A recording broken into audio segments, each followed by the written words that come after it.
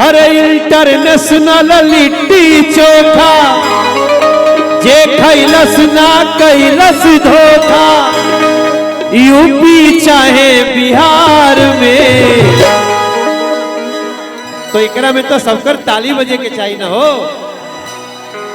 International litti chokha जे खैलस ना कैलस धोखा, यूपी चाहे बिहार में।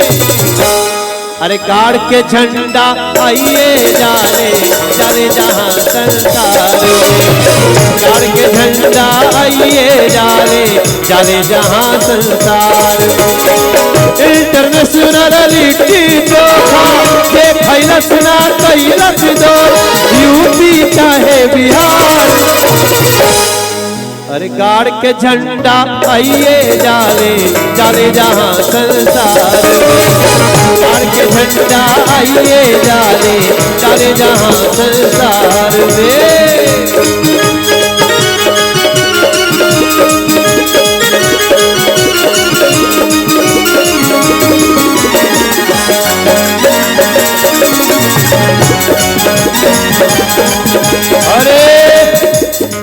इहे खाई दादा पर दादा माटी के शान बढ़ौले हो।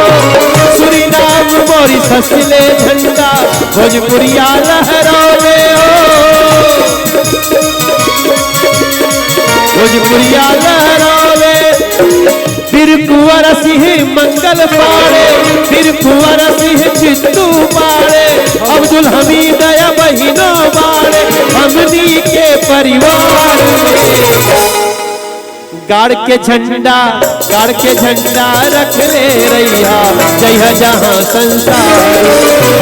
गाड़ के झंडा रख ले रैया जय जहां संसार में। अरे इंटरनेशनल लिट्टी चोखा ये खैलस ना कैलस दो, यूपी चाहे बिहार में। गाड़ के झंडा रख ले रैया जइहा जहां संसार। ओम नमः पार्वती पतये हारा हारा।